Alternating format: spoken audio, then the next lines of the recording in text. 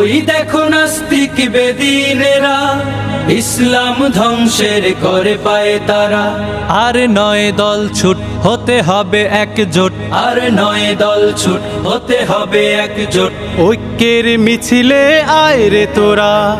এক দেহে এক প্রাণ আমরা মুসলমান, এক দেহে এক প্রাণ আমরা মুসলমান।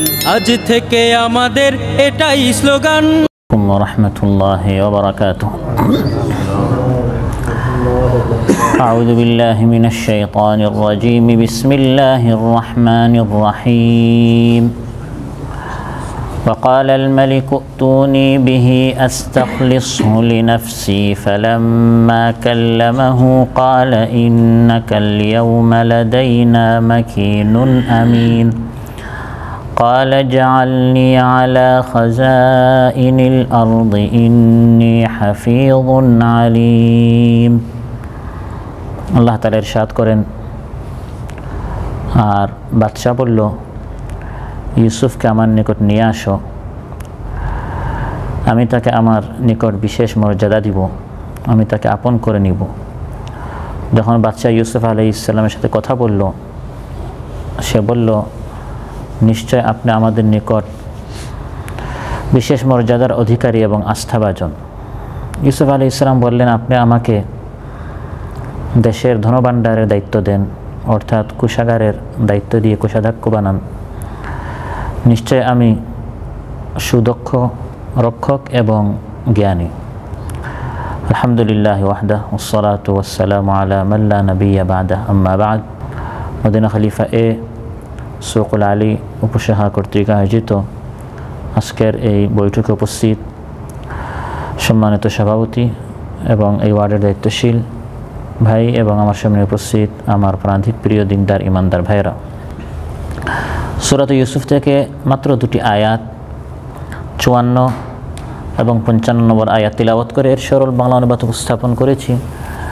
এই দুটি আয়াতের আলোকে হযরত ইউসুফ আলাইহিস সালামের জীবনের বড় একটি পরিবর্তন, অর্থাৎ কারাগারীন জীবন থেকে তিনি কিভাবে রাজকীয় জীবনে গেলেন, তিনি কিভাবে দেশের দায়িত্ব তার হাতে আসলো এবং দুর্দিনের পর কিভাবে তার সুদিন আসলো, কিন্তু তিনি বসে খাওয়া বেকারত্বকে পরিহার করে দায়িত্ব নিয়ে একটি দেশের ভাগ্য তিনি কিভাবে বদলাইয়া দিলেন, একটি দেশকে তিনি কিভাবে সুন্দর করে সাজালেন এবং এখান থেকে আমার আপনার জন্য কি শিক্ষা রয়েছে, এসব বিষয়ে আপনাদের সামনে আলোচনা উপস্থাপন করব ইনশাআল্লাহ।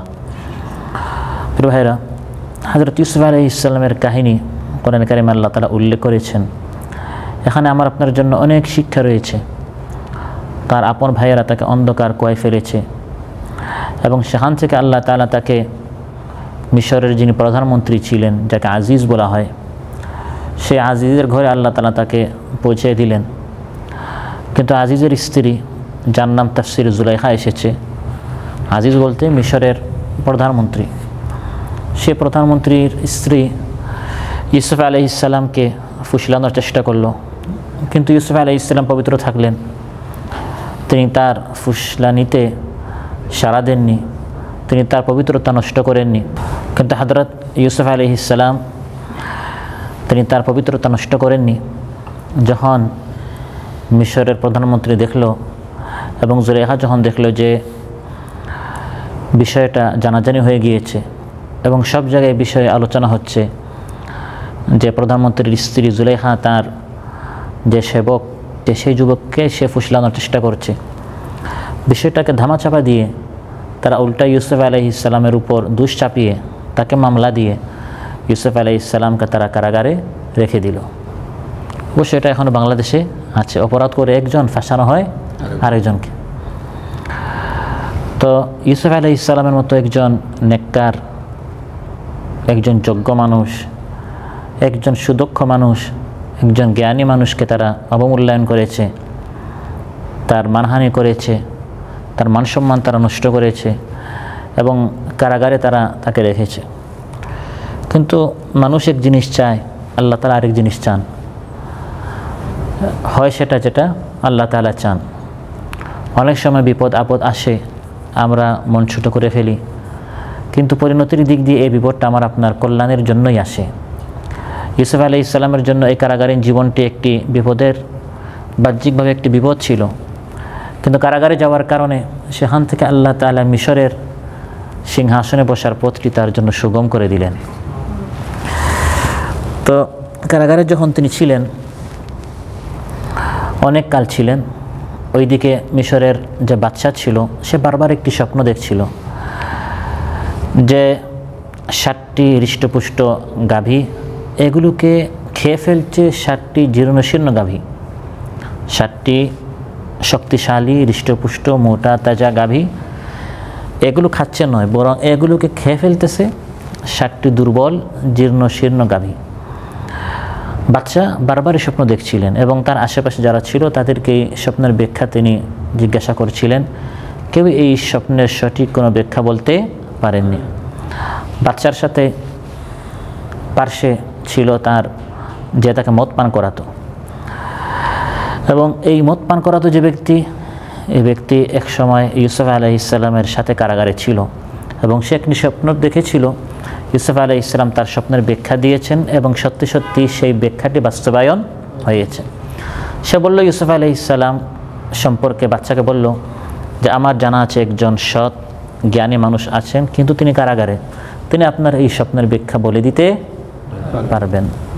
সত্যি সত্যি ইউসুফ আলাইহিস সালামের নিকট যখন ব্যাখ্যা চাওয়া হলো, যখন দেশের নেতৃবর্গ, পরিষদবর্গ, বড় বড় যারা জ্ঞানী, মন্ত্রিসভার সদস্য যারা, কেউ যখন বাচ্চার এই স্বপ্নের ব্যাখ্যা বলতে পারেনি, ইউসুফ আলাইহিস সালাম বলে দিলেন স্বপ্নের ব্যাখ্যাটি, যে এই 60টি জীর্ণশীর্ণ যে গাভী, এর দ্বারা উদ্দেশ্য হচ্ছে সামনে 60টি দুর্ভিক্ষের বছর আসছে, কিন্তু এর আগে 60টি বছর আসবে খুব সুখের, খুব আরামের, ফসল উৎপন্ন হবে, দেশ সবুজ হবে, সতেজ হবে। আগে আসবে ভালো 60টি বছর, তারপর আসবে দুর্ভিক্ষের 60টি বছর। দুর্ভিক্ষের 60টি বছর সুখের 60টি বছরকে শেষ করে দিবে, খেয়ে ফেলবে। যেরকম জীর্ণশীর্ণ 60টি গাভী খেয়ে ফেলছে হৃষ্টপুষ্ট 60টি গাভীকে। তিনি ব্যাখ্যার পাশাপাশি বাদশাকে পরামর্শও দিলেন দূতের মাধ্যমে যে আপনার প্রথম 60টি বছর আসবে সুখের, আরামের, দেশ যখন সবুজ হবে, ফসল উৎপন্ন হবে, তখন পরের 7 বছরের জন্য আপনি ফসল একটু জমা করে রাখবেন, যাতে করে যখন দুর্ভিক্ষ আসে ওই সময় আগের 7 বছরের জমাকৃত ফসলগুলো আপনাদের কাজে আসে। বাদশার নিকট যখন এই কথাগুলো বলা হলো, স্বপ্নের ব্যাখ্যার পাশাপাশি এই পরামর্শগুলো দেয়া হলো, বাদশা অবাক হলেন, এত বড় জ্ঞানী একজন ব্যক্তিকে কারাগারে আটক করে রাখা হয়েছে। বাদশার সঙ্গে সঙ্গে ফরমান জারি করলেন যে এই ব্যক্তিকে কারাগার থেকে আমার নিকট নিয়ে আসো। সুবহানাল্লাহ। এই তার ভাগ্য আস্তে আস্তে খুলছে। ভাইরা চেয়েছিল ইউসুফ আলাইহিস সালামকে শেষ করে দিতে কারাগারে, কিন্তু আল্লাহ তাআলা বারবার স্বপ্ন দেখাচ্ছেন, স্বপ্ন আল্লাহ দেখান, স্বপ্নের মাধ্যমে আল্লাহ তাআলা চাচ্ছেন ইউসুফ আলাইহিস সালামকে বাঁচাতে। বাদশা যতবারই ঘুমায় একই স্বপ্ন দেখে, আর মানুষকে জিজ্ঞাসা করে, বড় বড় জ্ঞানীদেরকে জিজ্ঞাসা করে, আল্লাহ সবাইকে তখন এই স্বপ্ন সম্পর্কে মূর্খ বানিয়ে রেখেছেন। কারণ ব্যাখ্যা চলে আসলে তখন তার ইউসুফ আলাইহিস সালাম বের হয়ে আসতে পারবেন না, ব্যবস্থা আল্লাহ তাআলা করে দিচ্ছেন। বাচ্চা তখন বলল যে ইউসুফ আলাইহিস সালামকে আমার নিকট নিয়ে আসো। ওয়াকাল আল মালিক, বাচ্চা বলল ইতুনি বিহি, তাকে আমার নিকট নিয়ে আসো, কারাগার থেকে তাকে মুক্ত করো। আস্তাখলিসহু লিনাফসি, তাকে আমি আমার জন্য বিশেষ উপদেষ্টা, পরামর্শদাতা, আমার একবার কাছেই আপন করে রাখবো। এবং কাছে আজিজ ছিল, প্রধানমন্ত্রী ছিল, সে ছিল বাদশা, আর বাচ্চার পাশে কে থাকে? প্রধানমন্ত্রী থাকে, প্রেসিডেন্টের পাশে প্রাইম মিনিস্টার থাকে, যার ঘরে ইউসুফ আলাইহিস সালাম ছিলেন।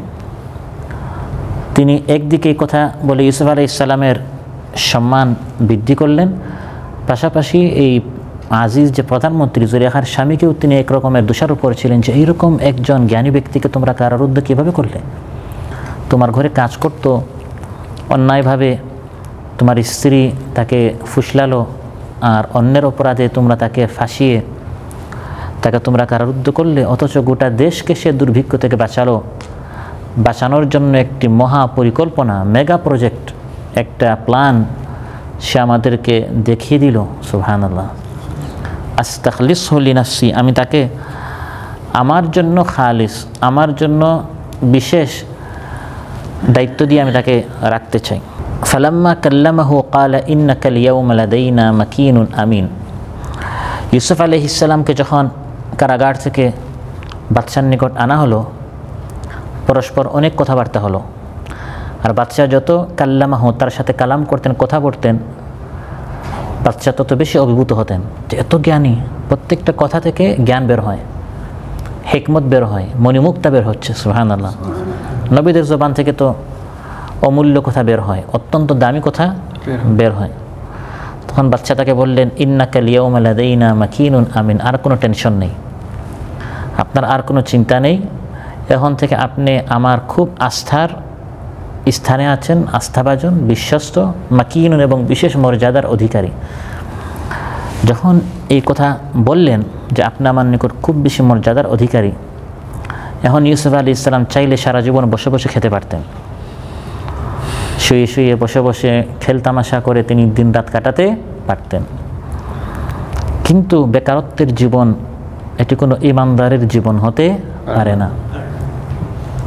খেটে খাবো, কষ্ট করে উপার্জন করব, কিন্তু আমার এত যোগ্যতা, আমি গোটা একটা দেশকে এত বিশাল এক প্রজেক্ট এর মাধ্যমে, একটি প্ল্যানের মাধ্যমে বিশাল একটি প্রজেক্ট আমি তাদেরকে, একটি প্রকল্প আমি তাদেরকে দেখালাম, আমি বিশাল পুরস্কারে পুরস্কৃত হলাম, বিশেষ মর্যাদা পেলাম, বাচ্চার খুব কাছের লোক হলাম, এখন শুধু আমি ঘুরব এবং আনন্দ ফুর্তি করব, বিনোদন করব, এই ধরনের জীবন তিনি পছন্দ করেননি। যখন বাদশাহ বললেন আপনি আমার নিকট খুব কাছের, খুব সম্মানের পাত্র, তিনি তখন বললেন তাহলে আপনি আমাকে দেশের ধনভাণ্ডারের দায়িত্ব দেন, যেটাকে আমরা অর্থমন্ত্রী বলি বা কোষাধ্যক্ষ বলি।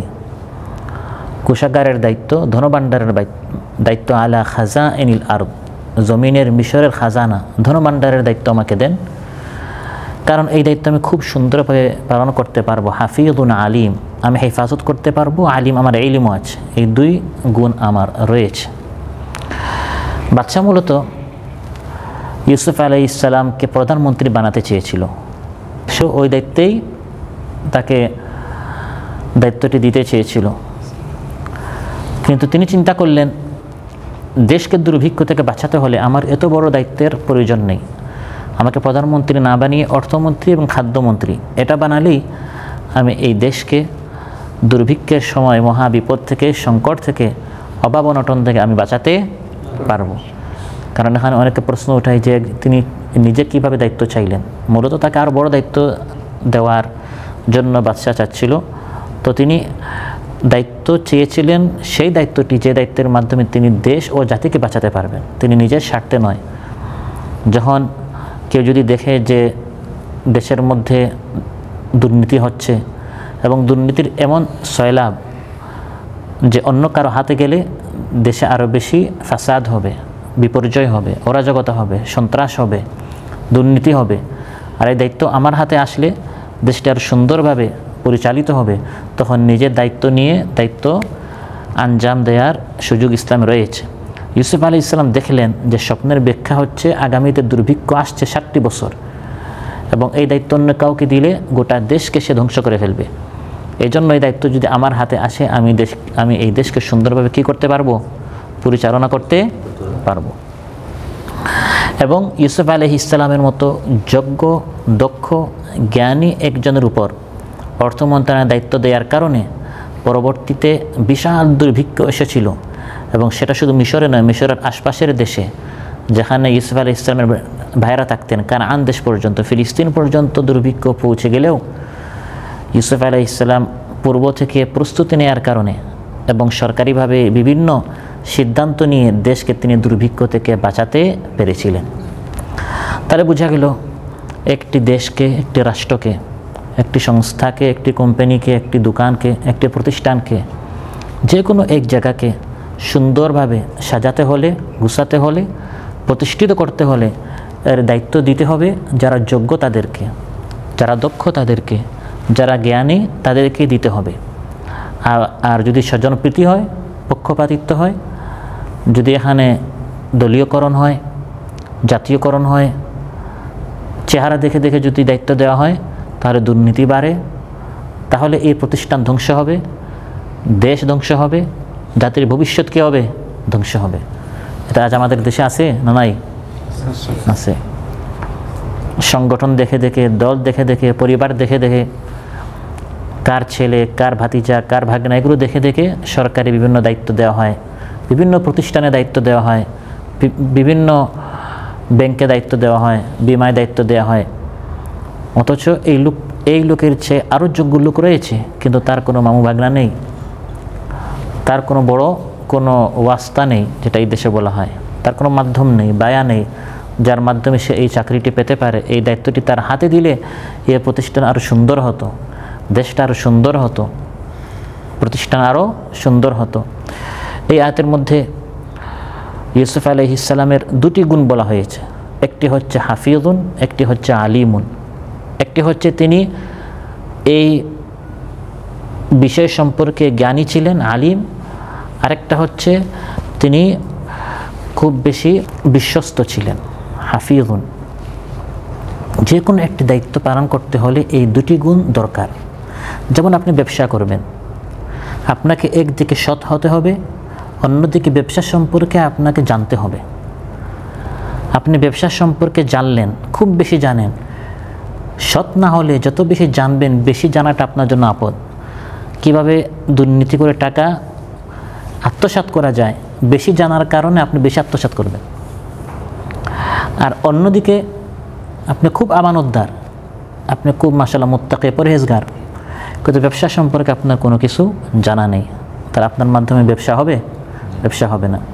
এই জন্য অর্থ মন্ত্রণালয়ের দায়িত্ব পাওয়ার জন্য যে দুটি গুণ তার রয়েছে, একটি হচ্ছে হাফিজুন, একটি হচ্ছে আলিমুন। হাফিজ, তিনি টাকা পয়সা হেফাজত করবেন, দুর্নীতি করবেন না, আপনদেরকে অন্যায়ভাবে দিবেন না, নিজের জন্য আত্মসাৎ করবেন না, নিজের নামে চালিয়ে দিবেন না। আলিমুন, তিনি খুব জ্ঞানী, টাকা পয়সার হিসাব, উপার্জন, ব্যয়, আয় ব্যয়, খরচ, এগুলো সব সম্পর্কে তার গভীর জ্ঞান রয়েছে। যেমন চিকিৎসা নিয়ে যারা পড়াশোনা করেন, যারা ডাক্তার হন, এখন সে যদি ভালো করে পড়াশোনা না করে, ফেক ডাক্তার যদি সে হয়, ভুয়া ডাক্তার সে যদি হয়, ভালো করে সে কী করে না? পড়াশোনা করে নাই। মানুষের চিকিৎসা যদি সে দিতে যায়, সে যত বড় নামাজি হোক, পরহেজগার হোক, মানুষের সেবা করতে গিয়ে এই সেবার নিয়তে, সেবা করার, আপনার খেদমত করার নিয়তে ডাক্তারি চিকিৎসা বিজ্ঞান ভালো করে না জেনে সে যদি ডাক্তারি করে, তার এই শুদ্ধ নিয়ত, ভালো নিয়তে চিকিৎসা করলে মানুষ মরবে না বাঁচবে? মরবে। সে হাফিজুন, অর্থাৎ মানে তার ভিতরে দুর্নীতি করার, দুই নম্বরি করার, মানুষের ক্ষতি করার তার কোনো নিয়ত নেই, কিন্তু সে আলিমুন নয়, এই বিষয় সম্পর্কে তার ইলম নাই। আবার ডাক্তারি এই জ্ঞানটি সে ভালো করে পড়েছে, উচ্চ জ্ঞানী হয়েছে, কিন্তু সে সৎ নয়, তখন ডাক্তারের নয়, সে ডাকাত হবে। তখন অন্যায়ভাবে সিজার করার প্রয়োজন নেই, কিন্তু স্থায়ীভাবে তাকে একবারে দেখা যাবে সারা জীবনের জন্য তাকে পঙ্গু বানিয়ে ফেলবে। সে অনেক জেনেছে, অনেক বড় ডাক্তার হয়েছে, এই জানার মাধ্যমে সে জাতির সেবক হয় নাই, রক্ষক হয় নাই, ভক্ষক হয়েছে। তার এই ইলমটা সে হাফিজ না হওয়ার কারণে মানুষের হেফাজত, মানুষের স্বাস্থ্য হেফাজতের কাজে না এসে আরও নষ্ট হয়েছে। তার ইলম আছে, কিন্তু এই জ্ঞানের পাশাপাশি সে মানুষের আস্থার জায়গায় আসে নাই। দেখেন, আমাদের ডানে বামে দুইজন ফেরেশতা আছে, এই দুইজন ফেরেশতার দুটি গুণ আল্লাহ বলেছেন, তাদের মধ্যে এই দুইটা কে আছে? গুণ আছে। ওয়া ইন্না আলাইকুম লাহাফিযিন কিরামান কাতিবিন। একটা হচ্ছে কিরামান, আর একটা হচ্ছে কাতিব। হচ্ছে তারা দক্ষ লেখার ক্ষেত্রে, কাতিব মানে লেখক। এই বিষয় সম্পর্কে তারা উচ্চ ডিগ্রি অর্জন করেছে। 2-এর জায়গায় তারা 4 লেখে না, 4-এর জায়গায় তারা 10 লেখে না। আপনি 4 রাকাত পড়েছেন, তারা যদি 8 লেখে, বা তারা যদি 2 লেখে, তাহলে তারা কে হয় নাই? আলিম হয় নাই। না, তারা আলিম, তারা জ্ঞানী। এই বিষয় সম্পর্কে তারা উচ্চ জ্ঞান অর্জন করে, তারা সেই অনুযায়ী তারা লিখতে তাদের কি হচ্ছে না? ভুল হচ্ছে না। আবার তারা কিরামান, অর্থাৎ সৎ, সম্মানিত। ঘুষ দিয়ে কোনো মাধ্যমে তাদেরকে ম্যানেজ করা যায় না। তারা অসৎ না, আমি একটি গুনাহ করেছি, গুনাহ করার পর 2 ফেরেশতাকে একটু বকশিশ দিলাম যে আজকের এই গুনাহটা আপনারা লিখবেন না, তারা এরকম না। টাকা দিয়ে তাদেরকে অসম্মানিত করা যায় না, তারা সম্মানিত, কিরামান। ঘুষ দিলে মানুষ সম্মানিত হয় না, কে হয়? লাঞ্ছিত হয়, অসম্মানিত হয়। বা বাই ফোর্স তাদেরকে ধমক দিয়ে কেউ এটা বলতে পারবে না আজকে আমি গুনাহ করেছি, এটা লেখা যাবে না, লেখলে তোমার সমস্যা হবে। এভাবে তাদেরকে লাঞ্ছিত করার মতো কোনো সুযোগ নেই। তারা সম্মানিত, আবার তারা জ্ঞানী। তো যে কোনো দায়িত্ব কাউকে দেওয়ার ক্ষেত্রে, যে কোনো প্রতিষ্ঠানের, যে কোনো দেশের দায়িত্ব, দোকানের দায়িত্ব, ব্যবসার দায়িত্ব, মাদ্রাসার দায়িত্ব, বিদ্যালয়ের দায়িত্ব, যে কোনো একটি সংস্থা, সংগঠন, প্রতিষ্ঠান, এই ক্ষেত্রে যদি এই 2টা জিনিস আমরা খেয়াল করি, তখন ইসলামের নির্দেশ অনুযায়ী তখন দেখা যাবে আমাদের দেশ, আমাদের এলাকা, আমাদের মহল্লা, আমাদের পাড়া দেশ, এটা কী হবে? উন্নত হবে, পিছনের দিকে যাবে না, বরং সামনের দিকে যাবে। একটা জিনিস আমরা এই আয়াত থেকে শিখলাম। আর আরেকটা যেটা আমরা শিখলাম যে ইমানদার ব্যক্তি কখনো বেকার জীবন সে যাপন করতে পারে না। ইউসুফ আলাইহিস সালামের হাতে বিশাল একটি সুযোগ ছিল যে তিনি বসে বসে খেতে পারতেন, বাচ্চা তাকে তার মাথার উপর রাখত, কারণ তিনি গোটা দেশকে দুর্ভিক্ষ থেকে কী করেছেন?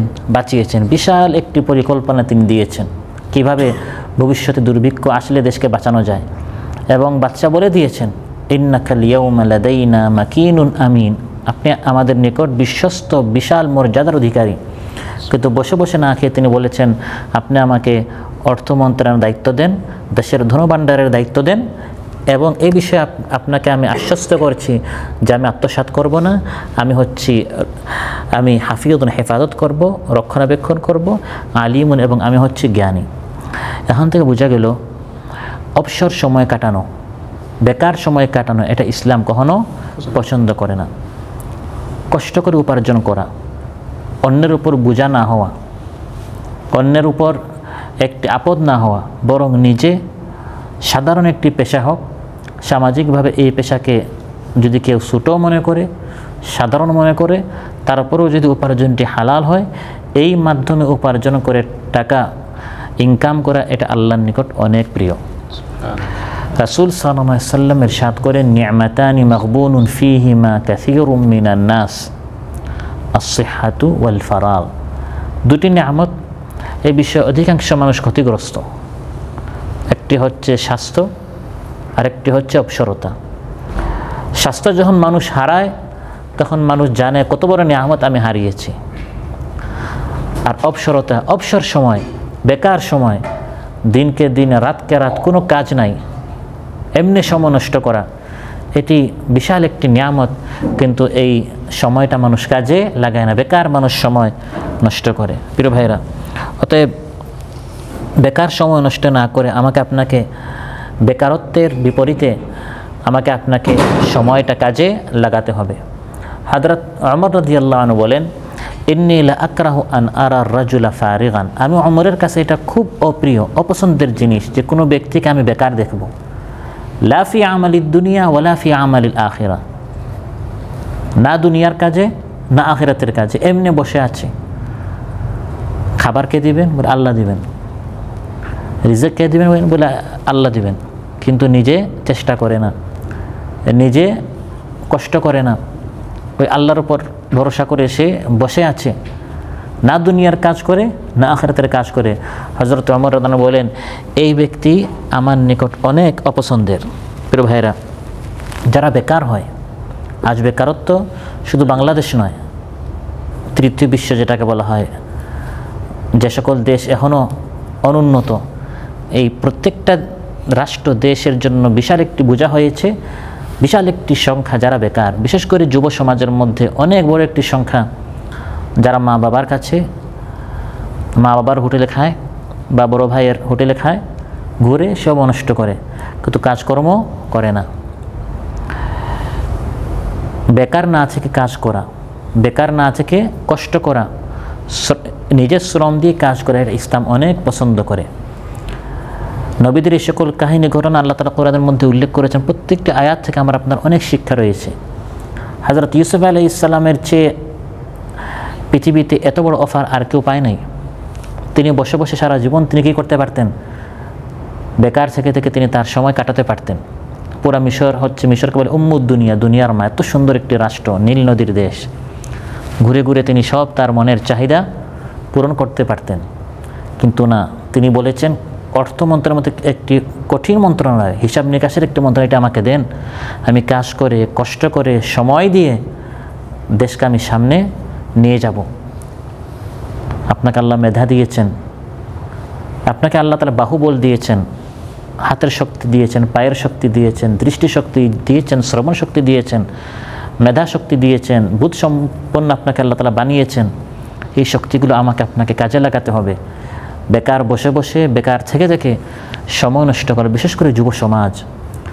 হযরত ইউসুফ আলাইহিস সালাম যুবক ছিলেন, টকবকে যুবক।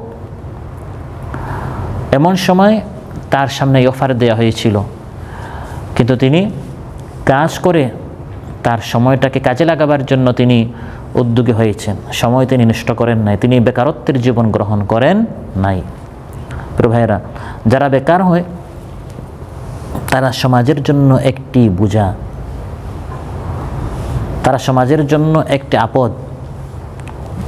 ঘরে থাকলে বাবা মা চায় কখন ঘর থেকে বের হবে, আরেকজনের রুমে বা ঘরে থাকলে ওই ব্যক্তি চিন্তা করে কখন আমার ঘর থেকে কী হবে, বের হবে। কাজ নাই, আপনার দোকানে এসে বসা, আপনার দোকানে এসে বসেছে কেন, তার কোনো কাজ নাই, আপনার তো কাজ আছে। আপনি অনেক সময় চোখ লজ্জায় বলেন না, কিন্তু মনে মনে ভাবেন লোকটা এখান থেকে গেলে আমি কী হবো, রেহাই পাবো। কিন্তু অনেক মানুষের এই কমন সেন্সটাও নাই যে আমি যে অন্যের জন্য ডিস্টার্ব হচ্ছি।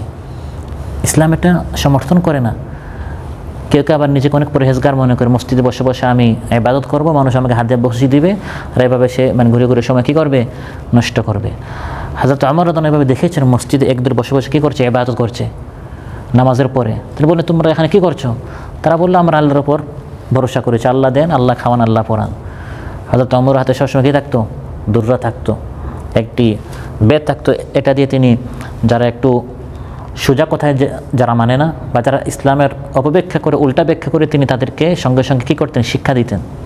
তিনি বলেছেন মসজিদ থেকে বের হও, মসজিদ থেকে বের হও এবং যাও বাইরে কী করো, কাজ করো। এখন নামাজ শেষ, ইবাদত শেষ। ফাইন্নাস সামাআ লা তুমতিরু যাহাবান ওয়ালা ফিদ্দা, আসমান থেকে স্বর্ণ এবং রৌপ্যের বৃষ্টি হয় না। বৃষ্টি হয়, আসমান থেকে টাকা পড়ে। মসজিদে তুমি ইবাদত করবে, আসমান থেকে টাকা আসবে না। রাসূল সাল্লাল্লাহু আলাইহি ওয়াসাল্লাম আমাদেরকে শিক্ষা দেন নাই বেকার আপনি মসজিদে বসে থাকবেন আর আল্লাহই দেবেন। মসজিদে ইবাদত করবেন, তারপর মসজিদ থেকে বের হবেন, মানুষের নিকট হাত পাতবেন না, আপনি নিজে কী করবেন, কাজ করবেন, হালাল রিজিক আপনি তালাশ করবেন। সুবহানাল্লাহ। ফাইযা কুদিয়াতিস সালাহ فانتشروا في الأرض وابتغوا من فضل الله واذكروا الله كثيرا لعلكم تفلحون। আল্লাহ তাআলা বলেন যখন নামাজ শেষ হয়ে যায় মসজিদ থেকে বের হও। নামাজের সময় মসজিদে আসা ইবাদত, নামাজের পরে দুনিয়ার টাকা উপার্জন করার জন্য বের হওয়াটা হচ্ছে আরেক ইবাদত। সুবহানাল্লাহ। এই জন্য মসজিদ থেকে বের হওয়ার সময় আমরা কী বলি, আল্লাহুম্মা ইন্নী আসআলুকা মিন ফাদলিক। তখন আপনি আল্লাহর নিকট রিজিক চাচ্ছেন, এটা হচ্ছে দোয়ার অর্থ। আল্লাহ আমি আপনার নিকট আপনার ফজল চাচ্ছি।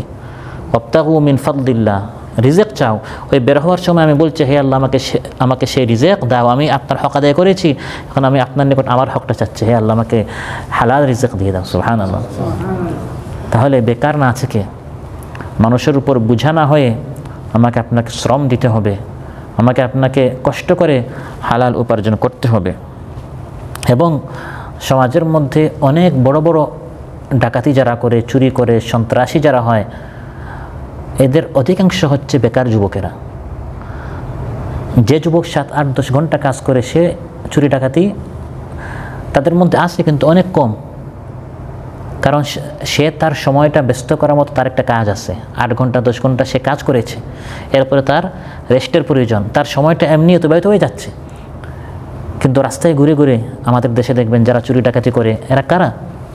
কাজ নেই, বেকার। এখন বেকার সময় নষ্ট করছে, তার তো টাকা পয়সা প্রয়োজন, টাকা পয়সা সে কীভাবে উপার্জন করবে? এখন তো মানুষ এমনি দিবে না, হয় ভিক্ষা করে নিয়ে যায়, আর ভিক্ষার মাধ্যমে যদি তার চাহিদা পূরণ না হয় তখন মানুষকে বাধ্য করে চুরি ডাকাতি করে মানুষের কাছ থেকে টাকাগুলো নেয়। তাহলে এই বেকারদের কারণে সমাজ শান্তিতে না অশান্তিতে? অশান্তিতে। এবং এই বেকারত্ব বৃদ্ধির পিছনে আমাদের প্রবাসীদেরও অনেক ভূমিকা রয়েছে। আমরা অনেক সময় ফ্রিতে তাদেরকে থাকতে দেই, ঘুমাতে দেই না। আমরা আমাদের ছোটো ভাইদেরকে, ছেলেদেরকে শেখাবো নিজে কষ্ট উপার্জন আমি এই প্রবাসে যেভাবে করছি তাকে এনে দেখাবো, তাকেও এভাবে আমি সব কিছু তাকে ফ্রিতে দিব না। আপনি খুব কষ্টে উপার্জন করে তাকে একটা মোবাইল দিলেন, সে তো জানেন আপনি কত কষ্ট করে এই মোবাইল কী করেছেন, উপার্জন করেছেন। মাস 2 মাস যেতে না যেতে সে আপনার নিকট এর থেকে দামি আরেকটা মোবাইল চাইবে। আপনি তাকে মোবাইলটা না দিয়ে মোবাইল কীভাবে উপার্জন করতে সে রাস্তা দেখিয়ে দেন, সে নিজের তার টাকা দেখে নোক। এই জন্য আরবিতে বলা হয় লা তাস্তাদলি সামাক ওয়া আল্লিমলি কাইফা ইউস্তাদুস সামাক। তুমি আমাকে মাছটা দিও না, বরং আমাকে শেখাও মাছটা কীভাবে শিকার করতে হয়। মাছটা যদি তুমি আমাকে ফ্রিতে দিয়ে দাও, আমি খাবো বা নষ্ট করব, অপচয় করব, অর্ধেক খাবো অর্ধেক ফেলবো। আর তুমি কিভাবে এই মাছটা সমুদ্র থেকে শিকার করেছো এটা আমাকে শেখাও, কষ্ট তুমি কিভাবে করেছো, 5 মিনিট 10 মিনিট আধা ঘন্টা 1 ঘন্টা তুমি সময় কিভাবে দিয়ে এই মাছ শিকার করেছো এটা আমাকে শেখালে তখন 1 নম্বর যখন তুমি থাকবে না তখন আমি নিজে মাছটা শিকার করে আমি খেতে পারবো। না হয় যতদিন তুমি আসো মাছ আছে, খাবার আছে, তুমি না তোমার খাবার কী হয়ে যাবে, বন্ধ হয়ে যাবে। আর আরেকটা সমস্যা হবে যে এই নিয়ামতের কোনো মূল্য আমার নিকট থাকবে না। এটা আমরা যারা প্রবাসী এটা আমাদের অনেকের ক্ষেত্রে এটা হয় কি না, যে আমরা অতি মহব্বত করে অতি ভালোবেসে আমরা আমাদের আপনজনদেরকে আমরা বেকার বানাচ্ছি, তাদেরকে বসে বসে আমরা খাবার দিচ্ছি। দেশে গিয়ে দেখবেন আপনার ছেলে, আপনার ছোটো ভাই দোকানে দোকানে ঘুরে আর এভাবে কী করে সময় নষ্ট করে না। তাকে হয় দুনিয়ার কাজে বা আখিরাতের কাজে, হয় লেখাপড়ায় তাকে সময় কাটাতে বলবেন, বা দেশে কোনো একটি কাজে লাগাবেন, বা এখানে এসে কোনো একটি কাজে লাগাবেন।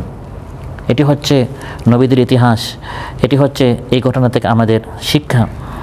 এবং অনেক সময় আমরা তাদেরকে আমাদের উপর ভরসা করতে শিখাই, কোনো চিন্তা করিও না, তোমার যা লাগবে আমি দিব। এই কথা বলা যাবে না, যা লাগবে আমি কেন দিব, সে নিজে নিজের পায়ে দাঁড়াবে। এই জন্য তুলনামূলকভাবে সবচেয়ে বেশি কষ্টের কাজ করতে পারে ইয়াতিমেরা, ইয়াতিম বাচ্চা বেশি কষ্টের কাজ করতে পারে, কারণ ছোটোবেলা থেকে সে নিজের পায়ে দাঁড়িয়েছে।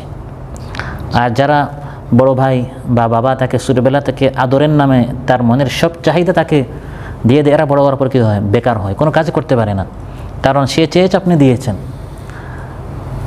আমরা এই প্রবাসে এসেছি টাকা ইনকাম করে তাদেরকে দিব, কিন্তু অতি মহব্বতে অতি ভালোবেসে আমরা যেন তাদেরকে অকর্ম না বানাই, অযোগ্য না বানাই, অলস না বানাই, আমরা যেন তাদেরকে বেকার না বানাই।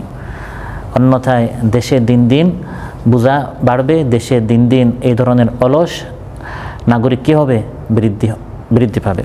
প্রিয় ভাইরা, আবু দাউদে এসেছে মহানবী সাল্লাল্লাহু আলাইহি ওয়াসাল্লাম বিদায় হজে দিন তিনি সাদাকার মাল বন্টন করছিলেন। তখন 2 জন যুবক আসলেন যারা খুব শক্তিশালী ছিল, এবং তারা এসে সাদাকার মাল আল্লাহ নবী সাল্লাল্লাহু আলাইহি ওয়াসাল্লামের নিকট চাইলেন। মহানবী সাল্লাল্লাহু আলাইহি ওয়াসাল্লাম তাদের দিকে মাথা থেকে পা পর্যন্ত বারবার তাকালেন, যুবক এসেছো সাদাকার মাল নিতে? তিনি তাদেরকে বললেন ইনশি তুমা আতাইতুকুমা, তোমরা চাইলে আমি নবী তোমাদেরকে সাদাকার মাল দিব। ওয়ালা হাযযা ফিহা লিগানিয়্যিন ওয়ালা লিকাউয়্যিন মুকতাসিব, কিন্তু শোনো এই সাদাকার মালের মধ্যে কোনো সচ্ছল বা কোনো শক্তিশালী উপার্জন করতে পারে তার কোনো অংশ নাই।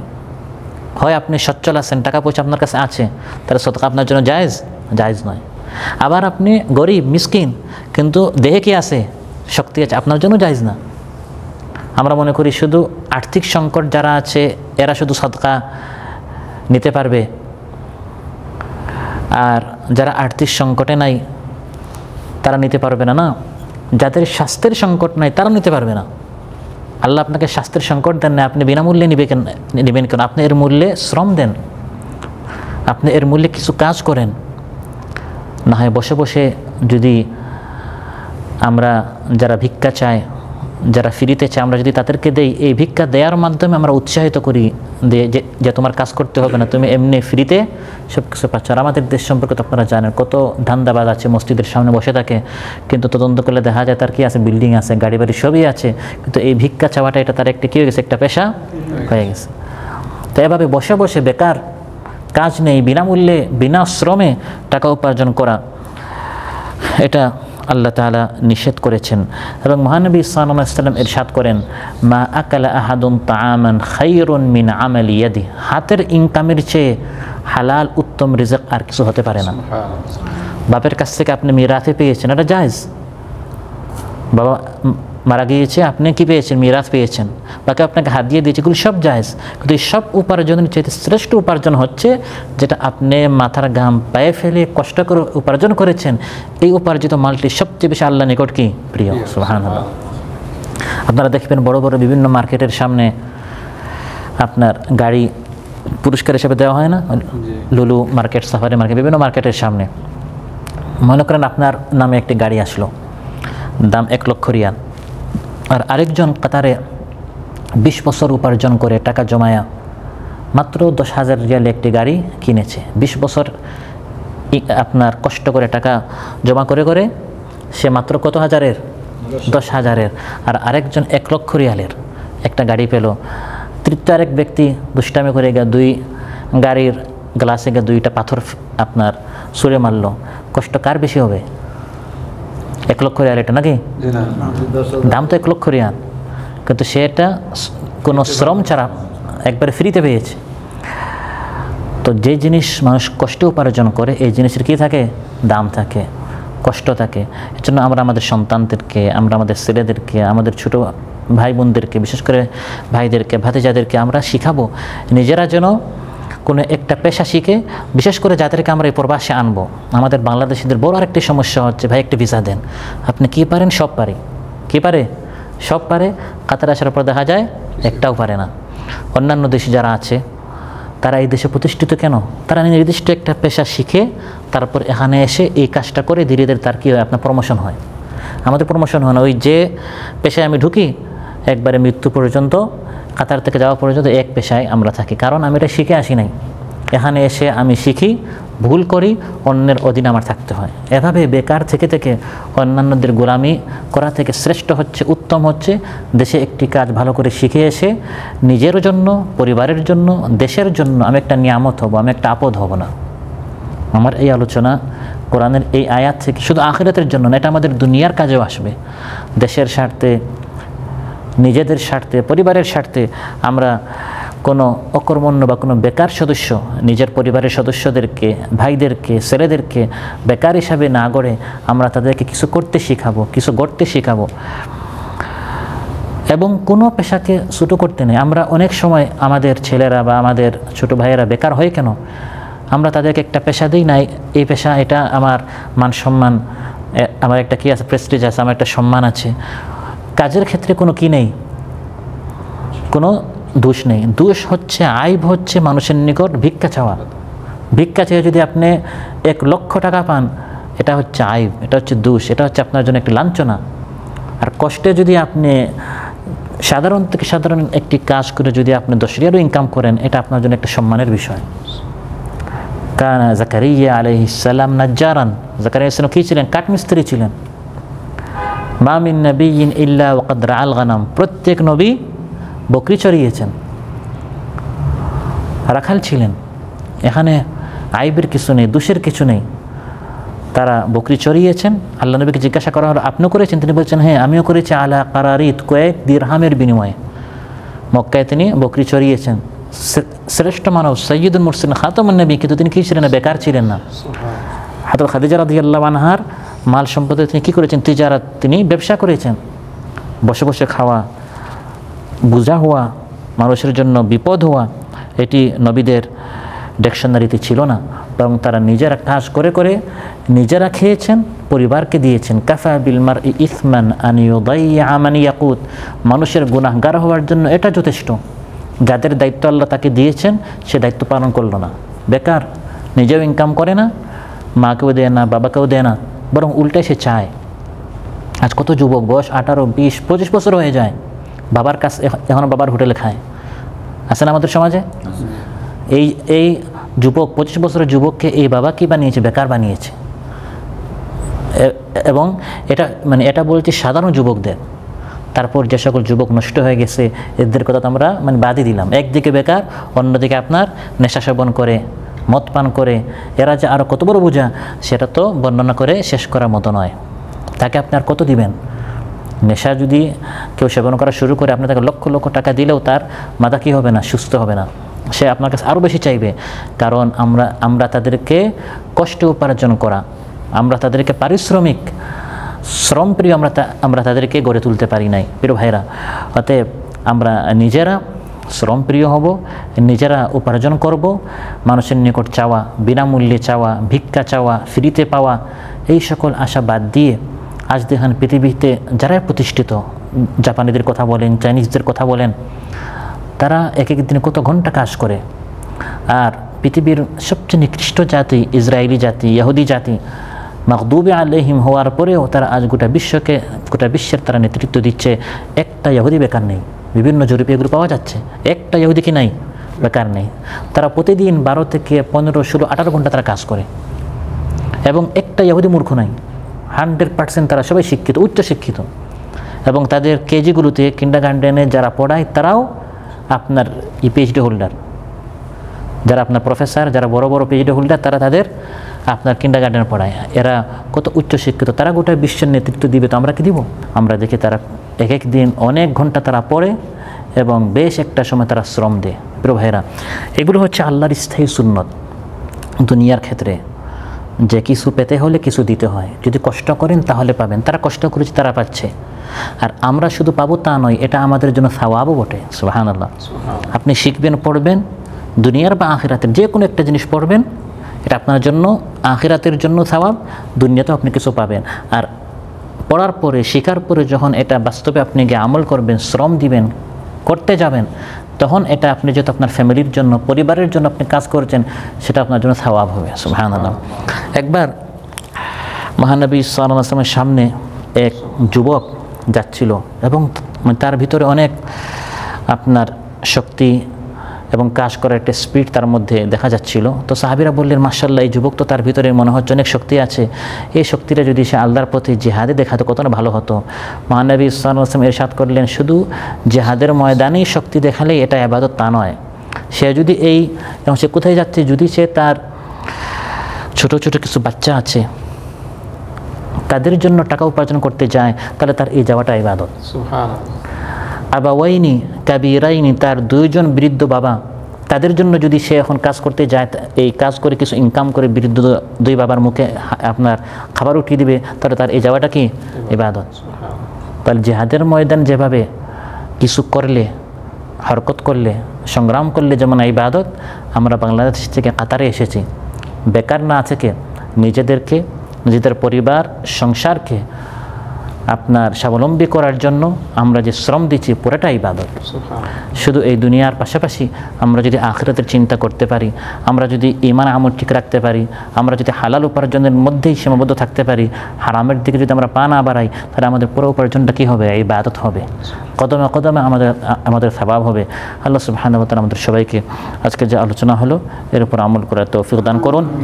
আল্লাহ তাআলা আমাদের সবাইকে হালাল রিজকের উপর তুষ্ট থাকার তৌফিক দান করুন। হারামের দিকে যেন আমরা পা না বাড়াই, হারাম থেকে আল্লাহ তাআলা আমাদের সবাইকে হেফাজত করুন।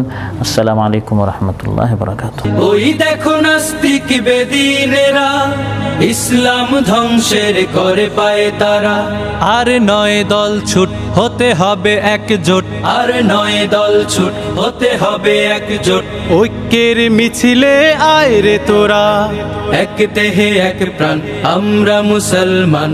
এক দেহে এক প্রাণ আমরা মুসলমান। আজ থেকে আমাদের এটাই স্লোগান।